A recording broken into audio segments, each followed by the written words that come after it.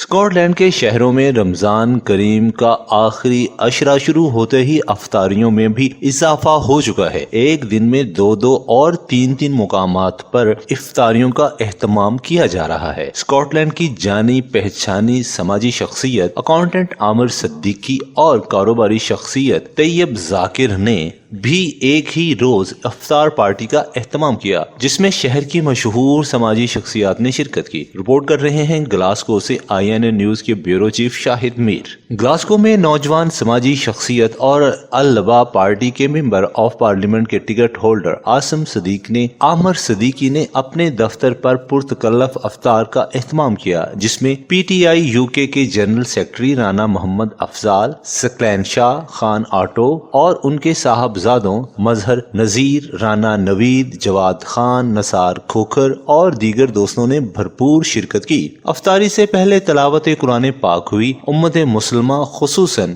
فلسطین کے مسلمانوں کے لیے خصوصی دعائیں کی گئی۔ عامر صدیقی نے افطاری میں شرکت کرنے پر سب دوستوں کا شکریہ ادا کیا۔ اسی روز دوسری افطار ایکسیڈنٹ کارپوریشن کلیم کمپنی اور کار مرمت گیراج کے مالک طیب ذاکر کی طرف سے مقامی ریسٹورانٹ میں اپنے سٹاف اور دوستوں کے اعزاز پر پرتکلف افطار ڈنر کا اہتمام کیا، جس میں ان کے سٹاف، دوستوں اور INA نیوز UK کے بیورو چیف شاہد میر نے خصوصی شرکت کی۔ اسکاٹ لینڈ کے مشہور کاروباری شخصیت طیب ذاکر نے اپنے دفتری سٹاف اور دوستوں کا افطار ڈنر میں شرکت پر دل سے شکریہ ادا کیا۔ یاد رہے کہ اسکاٹ لینڈ میں افطار پارٹی میں اب مزید تیزی آنے والی ہے، کیونکہ رمضان المبارک کا آخری عشرہ مبارک شروع ہو چکا ہے۔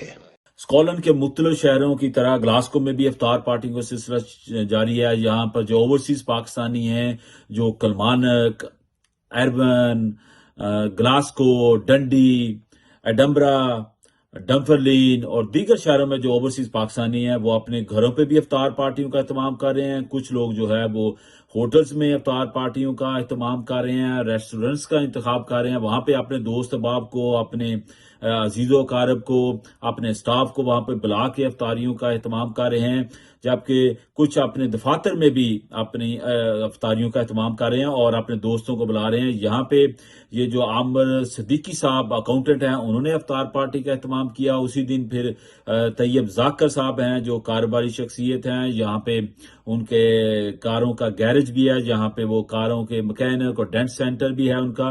اس کے ساتھ ساتھ وہ کار ایکسیڈنٹ انشورنس کلیم کا بھی بزنس کرتے ہیں، انہوں نے افطار پارٹی کا اہتمام کیا۔ اس سے پہلے رانا عاصم نے افطار پارٹی کا اہتمام کیا تھا۔ اسی طرح دیگر دوست احباب بھی ہیں افطار پارٹیوں کا اہتمام کر رہے ہیں، جہاں پہ سب اکٹھے ہو کے وہاں پہ دعائیں بھی مانگی جاتی ہیں اور اس کے بعد نماز مغرب بھی ادا کی جاتی ہے۔ دعا کی جاتی ہے کہ اللہ تعالیٰ فلسطین اور کشمیر کے مسلمانوں کو آزادی عطا کرے۔ شاہد میر، بیورو چیف INA نیوز۔